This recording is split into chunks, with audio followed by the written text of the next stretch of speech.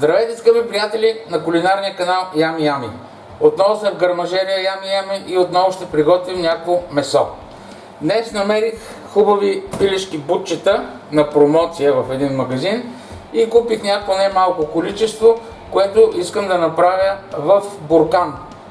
Пилешки бутчета в буркан. Това ще бъде една, да речем, бюджетна консерва или буркан, защото цената е наистина добра и си заслужава и вие да вземете и да направите такива буркани. Първото нещо, което трябва да направим, това е да изчистим бутчетата и да ги измием. Това означава, тук в тази част, погледнете, има останала кръв, вътрешност и така нататък, значи това нещо трябва да се измие под течаща вода. След което, всъщност, преди това, където има някакви косми останали, трябва да се опърлят, за да няма косми по бутчетата. Опърлят се добре и след това се изчистват. Ето тук има също. Така, след което измивате, както ви казах, бутчетата и след това трябва да ги обезкостим. Подправките, които ще сложим в тези буркани, ще ви покажа като дойде време за това. Измитите вече бутчета, вижте тук всичко е изчистено. Постарах се да махна космите, ако има някой космиче ще го махнете. И вие. И сега следва обезкостяване. Искам да ви кажа, че това е пилешка задна четвъртина, а не бутче, защото има част от гръбнака, което няма да изхвърлим. Костите и тази част от гръбнака ще сварим бульон, а в последствие може да се направи и супа. Бульона ще ни бъде необходим за бурканите с бутчетата. И сега започваме да обезкостяваме. И друг път съм ви показвал как се обезкостява. Трябва да вземете един такъв твърд, малък, но остър нож и по коста срязвате кожата и жилите до горната става, след което с ножа сваляте месото към ставата. Всъщност може да кажем, че го качвате, защото ставате нагоре. Така. Следващия момент пречупвате тази горна става, за да се открие кокъл, коста. Така, отново с ножчето пресичате така, че да може да дръпнете коста, след което сваляте от нея месото надолу. Така. И имате в ръцете си двете кости, долната и горната. Обикаляте с ножа ставата, така че да може да освободите месото или костта, да може да излезе костта, след което от всички страни срязвате, като се стараете костите да не остане месо, но и да остане малко, не е фатално. След което прерязвате. Така. И получавате, може отделно да ги извадите и да остане малко месце, след това ще ви служи за супата или за бульона. Така, тук останахме, не отстранявайте нито кожата, нито мазнината, защото те ще дадат своя вкус и затова не се отказвайте от тях. След което внимателно отделяте тази част от гръбнака, която е бутчета хванато за нея и по нея има месце. Това ще отиде в бульона, в супата. И вече имате обезкостено бутче. Костите ще слагам тук, а месото насам. Почваме второто.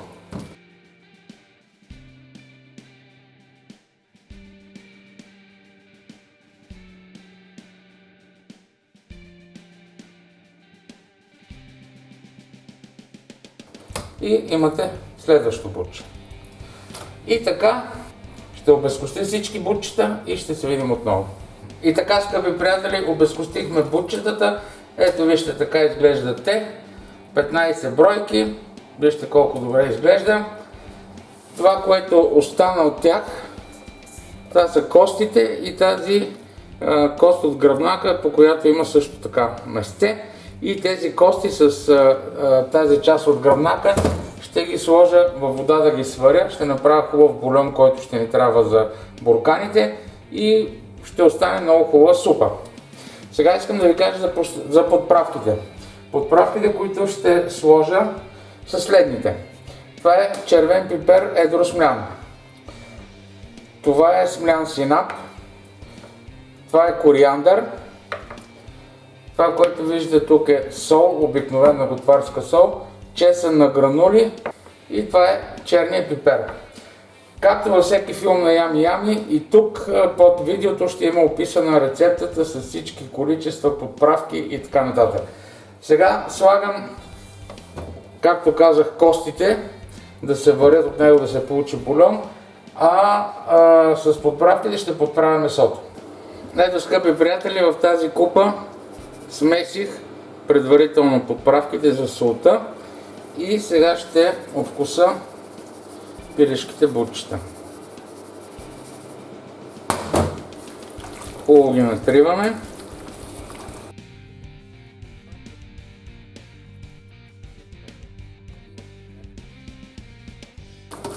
Следете да има подправки, защото те съдържат и сол, да има навсякъде, за да се овкуси хубаво месото.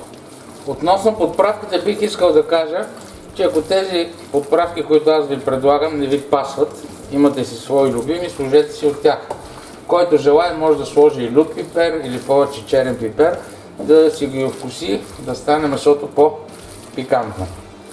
Така, това, което виждате, се получи. Сега ще го оставя в хладилника да се овкуси, докато се свари бульона. Пилешкото месо престоява в хладилника 2 часа със солта и подправките и вече може да го слагаме в буркани. Аз съм избрал буркани от 500, малко повече от 500 мл и измерих, че вътре ще се събере едно бутче и половина. Затова с тази ножица разрязах част от бутчетата на половина. Така през средата ги прережете. С ножица става по-лесно, отколкото с нож, ако искате, може с нож. Така, след което вземаме буркана, слагаме вътре едно бутче с помощта на лъжица или нещо друго. Трябва добре да се натисне, за да излезе въздуха. Така, след което отгоре слагаме една половинка. Малко под ръба да бъде месото, уплътнено. Така, след което взимаме от бульона и слагаме толкова колкото да се покрие с лъжицата. Вижте той как се е сгъстил, се е желирал, той ще даде желатин. И в това положение буркана вече е готов за затваряне. Така ще направя всичките буркани, след което ще включа отново. Доляхме отгоре бульон, сега е много важно с кухненска хартия суха да избършем гърловината на буркана. След което завиваме капачката. И буркана е готов за варене. Искам пак да ви напомня, ако не ви се прави бульон от костите, може да използвате вода, но бульона е по-добре, защото той се желира и консервата ще има, в буркана ще има повече желатин. Относно варенето, искам да ви кажа, че ще направим отново тиндализация. Какво значи тиндализация? Това е един процес на варене 2 пъти. Единия ден ще ги изпарваме бурканите 2 часа, на другия ден ще изпарим бурканите още 1 час. Защо се прави това? Това се прави с цел първия ден се убиват бактериите, които са вътре в месото, за да може месото да се консервира. При това варене изпарване се убиват бактериите, но не и техните спори. На следващия ден, значи след като свариме, оставяме бурканите на стайна температура и на следващия ден варим отново. Защо? Защото на тази стайна температура бактериите, спорите на бактериите вече са тръгнали да покълват и с второто варение ги убиваме и тях.